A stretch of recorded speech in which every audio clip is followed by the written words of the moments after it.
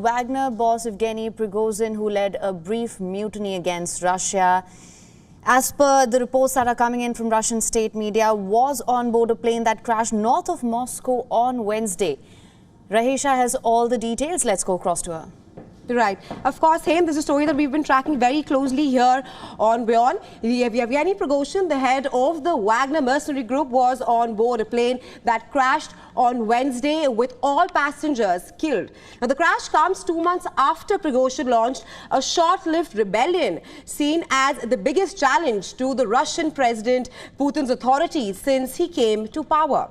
Now, let's tell you more about this. Russia's Ministry for Emergency Situations on Wednesday announced the crash of a private plane traveling between Moscow and St. Petersburg. According to initial information, all 10 people on board died, including 3 crew members. That's what the ministry has clearly said. Russia's aviation agency later said that the Wagner chief was on board that plane that crashed. Meanwhile, Russian authority also listed Dmitry Utkin, who is a shadow figure who managed Wagner's operations and allegedly served in Russian military intelligence. Now, Russian aviation agency said that it set up a special investigative committee to probe regarding the crash of the aircraft belonging to MNT Aero. Russia's investigative committee, which probes serious crime, said that it opened a probe into this very crash which took place. Now, Putin was meanwhile giving a speech for the 80th anniversary of the Kursk battle in World War II.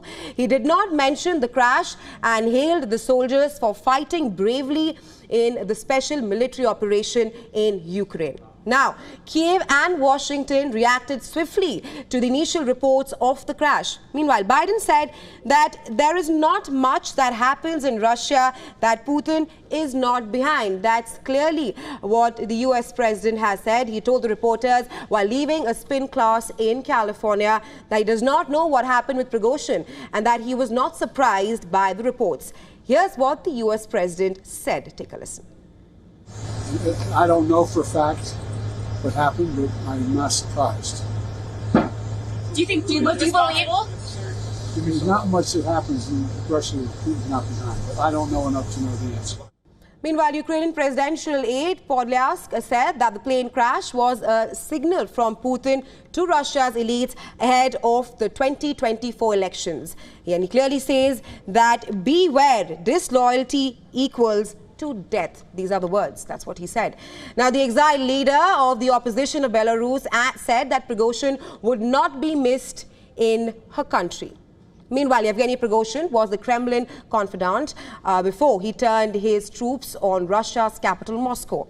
That is, before Putin, who accused Prigozhin of treason, ordered troops to Ukraine. The Wagner boss dispatched fighters from his private force to conflicts in West Asia and Africa. However, he always denied any kind of involvement. And that changed last year when Prigozhin announced himself as the Wagner founder and began a mass recruitment drive at Russia's prisons for foot soldiers to fight in exchange for an amnesty. Prigozhin was locked in a bitter months-long power struggle with the defense ministry as his ragtag forces spearheaded the costly battles for limited gains in eastern Ukraine.